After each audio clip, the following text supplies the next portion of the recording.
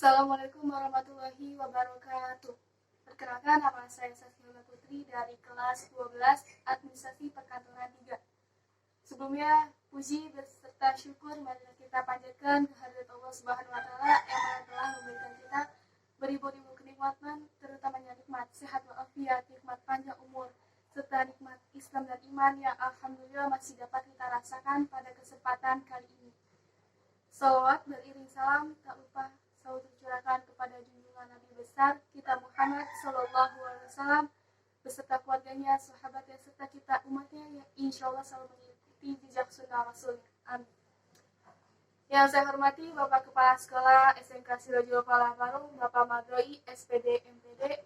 Yang saya hormati Bapak Arifin Harun selaku bidang kurikulum VT. Yang saya hormati Ibu Rafika selaku bidang kesiswaan beserta staf dan jajarannya, khususnya Bapak Miftahuddin, Sarjana Ekonomi, selaku Ketua Kompetensi Jurusan Administrasi Perkantoran. Dan tidak lupa pula yang saya hormati Dewan para penguji uji kompetensi berbasis online dari SMK Sirojul Falah Parung maupun dari Gedung Arsip Nasional Republik Indonesia yang namanya tidak bisa saya sebutkan satu persatu, namun tidak mengurangi rasa hormat dan kagum saya.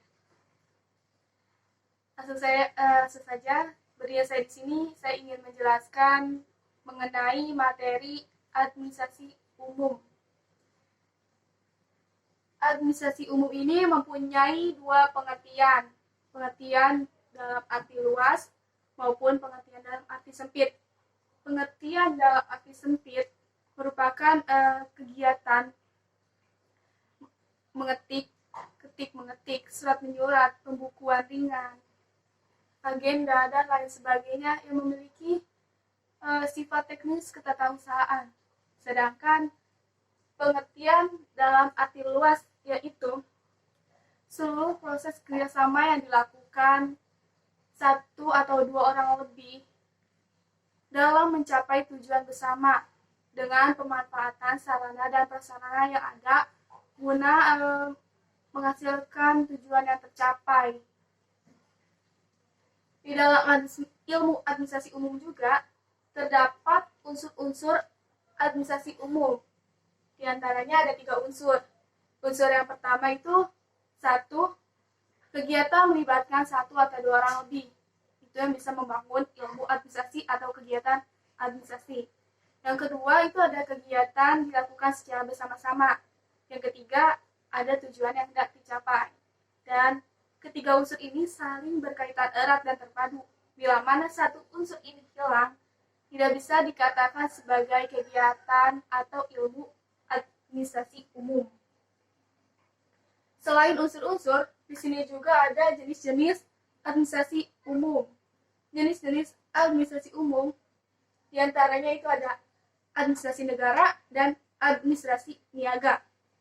Yang pertama itu administrasi negara, yang dimana ilmu mempelajari mengenai lingkungan lembaga eksekutif dan administrasi negara meliputi kegiatan semua cabang pemerintahan yang berada di lingkungan publik juga. Kegiatan administrasi negara contohnya itu seperti kepegawaian, manajemen, administrasi keuangan, dan lain sebagainya. Sedangkan administrasi niaga yaitu ilmu yang mempelajari tentang cara pengelolaan keuangan, manajemen produksi, industrial relation, business education, perencanaan bisnis, pengambilan keputusan, mempelajari tentang kewirausahaan, leadership, dan mengajari juga bagaimana cara mengorganisasikan dan mengatur diri sendiri maupun orang lain. Juga mempelajari tentang bidang strategi komunikasi, bisnis, serta pengambilan keputusan dari setiap permasalahan yang ada di dalam sebuah bisnis tersebut. Itu yang dinamakan dengan administrasi niaga. Selain itu, di administrasi umum juga terdapat fungsi. Ada 7 fungsi yang bisa membangun administrasi umum. Yang pertama itu ada fungsi planning, administrasi sebagai planning. Planning itu adalah perencanaan. Jadi kegiatan penyusunan perusahaan yang memerlukan suatu administrasi seperti pengumpulan data, pengolahan data, dan penyusunan perencanaan. Itu yang disebut namanya planning. Yang kedua di sini ada organizing. Fungsi dari organizing itu merupakan kegiatan menyusun dan membentuk suatu hubungan kerjasama antara satu atau dua orang lebih, sehingga akan terwujud suatu kesatuan tujuan yang hendak dicapai ataupun tujuan yang telah ditetapkan.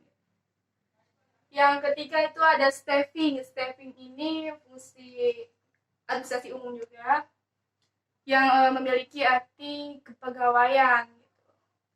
Kegiatan dan salah satu fungsi menyusun manajemen yang terdapat di dalamnya personalia atau kegiatan merekrut tenaga kerja baru ataupun sebuah peningkatan kinerja pegawai, itu yang dinamakan staffing yang gunanya juga sama seperti fungsi-fungsi pertama untuk mencapai tujuan bersama.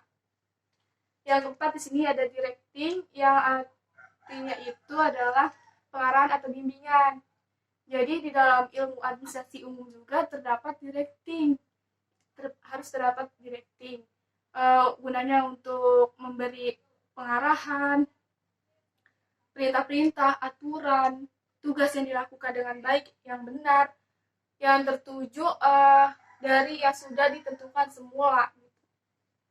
Dan juga ada coordinating. Coordinating ini adalah koordinasi. Jadi koordinasi itu merupakan fungsi untuk melaksanakan sejumlah kegiatan dan mengatur berjalannya sebuah acara itu agar tidak adanya percekcokan, kerusuhan, maupun kekosongan kegiatan yang dilakukan dalam hubungan perusahaan ataupun organisasi seperti pengawasan.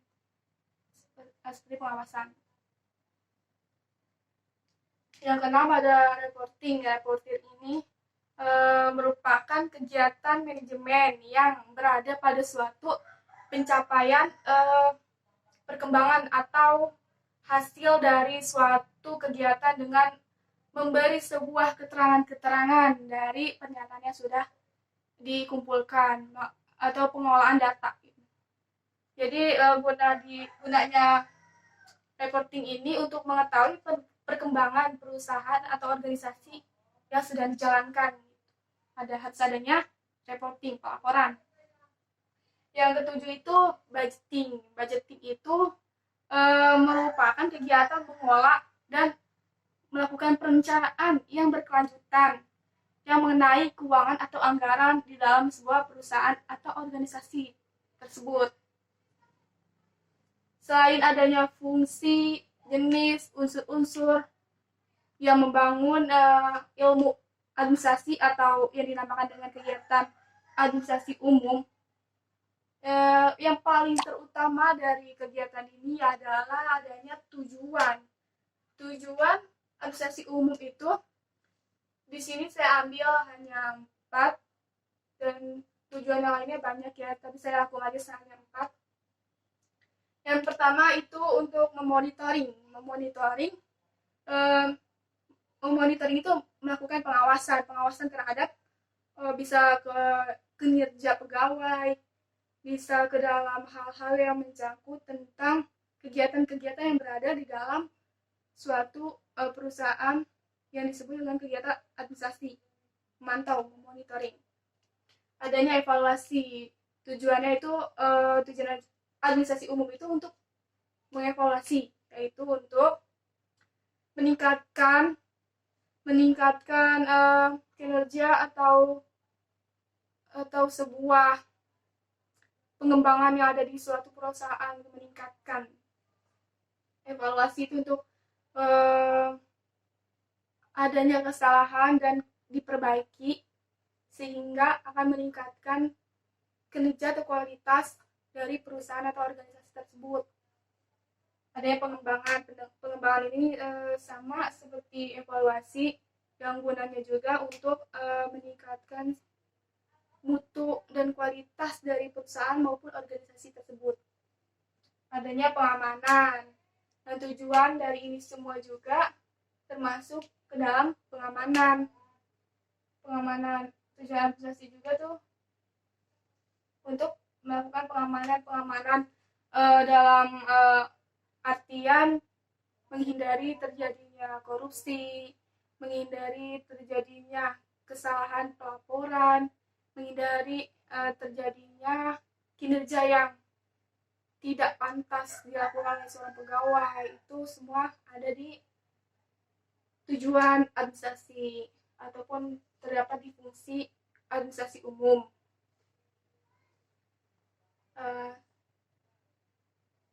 Mungkin ini saja yang dapat saya sampaikan mengenai ilmu administrasi umum. Kurang lebihnya saya mohon maaf. Terima kasih. Wassalamualaikum warahmatullahi wabarakatuh.